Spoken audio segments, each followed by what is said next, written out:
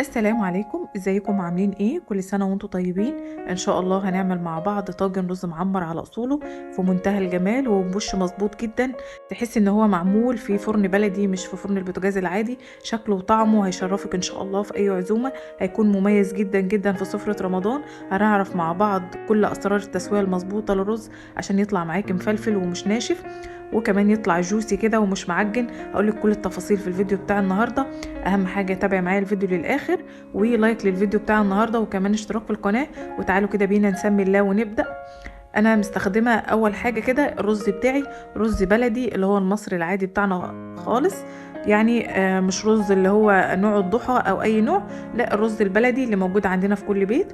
نقيته كويس قوي وبدات ان انا اعايره. انا شوفي بحاول ان انا ابين لك حتى لو ما عندكش معيار ان انت تستخدمي فيه الرز.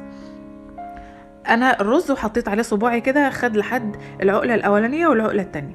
تمام كده. ولو انت مش عارفه انا مستخدمه ربع كيلو في كل برام من دول. انا هستخدم البرام ان شاء الله النهارده، مش هعمل في صواني لان بصراحه بيطعم الرز وبيديله طعمه مميز جدا. زي ما قلت لك الرز بتاعنا رز بلدي. انا مستخدمه في كل برام 250 جرام يعني ربع كيلو، يعني كوبايه وربع. تمام كده. الكوبايه 200 جرام والربع 50 جرام. تمام كده.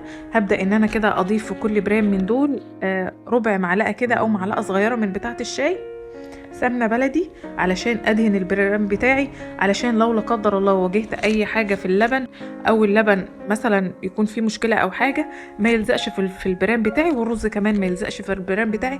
وكمان اطعم البرام بالسمنه البلدي قبل اي حاجه. تمام كده.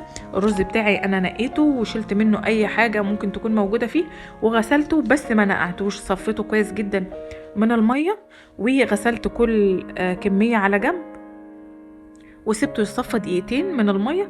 وهبدا ان انا انزل في البرام بكل معيار الرز اللي انا محدده ليه.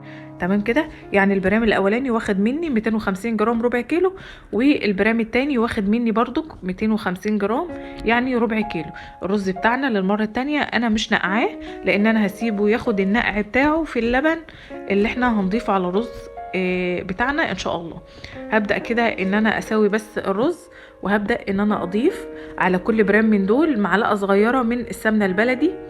بصراحه بتديله طعم مميز جدا، بتخلي الرز بتاعك في حته تانية خالص عكس السمنه النباتي اللي انت ممكن تستخدميها. واستخدميها عادي لو مش متاح عندك سمنه بلدي، بس المعروف ان الرز المعمر بيكون سمنه بلدي. انا اسفه حطيت كمان على كل برام من دول معلقتين زبده بقر بلدي، زبده بقري بلدي. بتفرق معاكي في اللون بتاع الرز، بس معلش الخطوه دي اتمسحت من عندي فده اكيد. يعني هتلاحظي على البرام التاني ان انا حاطه عليه معلقتين زبده بقري بلدي. تمام كده. وهضيف كمان معلقتين من الزيت على كل برام، يعني معلقتين صغيرين علشان يخلوا الرز بتاعنا مفلفل. تمام كده عندي. وهبدأ ان انا اقلبه كويس علشان كل رزاية تتغلغل وتاخد من السمنة والزبدة والزيت. تمام كده. عندي لتر من اللبن الحليب، لبن حليب كامل الدسم. شلت منه بس كوباية على جنب يعني 200 جرام.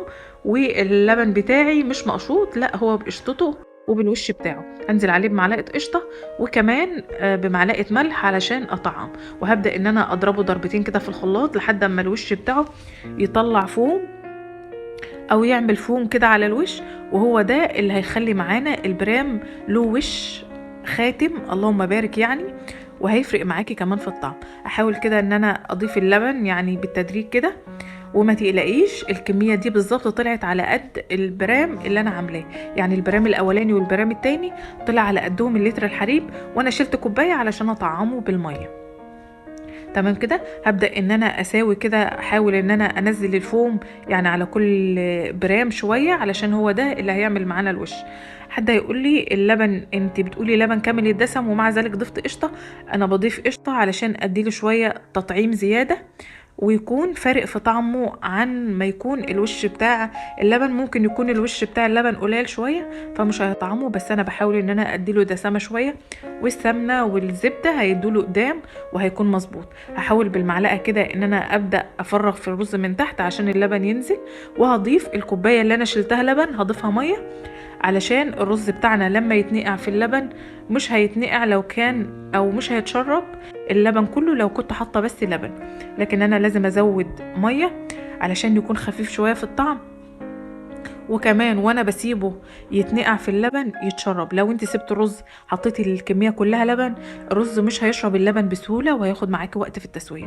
لكن لو حطيتي ميه، يعني مثلا حطينا 3/4 لبن وربع ميه، هيكون فارق معاكي في الطعم، وكمان الرز هيتنقع معاكي بكل سهوله وهيشرب اللبن، وهيبقى طعمه فارق جدا ومميز. هبدا بالمعلقه برضو انغز علشان كله يتغلغل مع بعضه، وهبدأ ان انا اسيبه حوالي مثلا هنقول نص ساعة لحد ما يتنقع شوية، وبعدين نبدأ ندخله الفرن.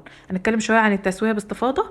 اولا الفرن بتاعي اللي انا اشتغلت فيه فرن البوتاجاز العادي خالص، شغلته قبل ما ادخل الرز ب10 دقايق من تحت ومن فوق.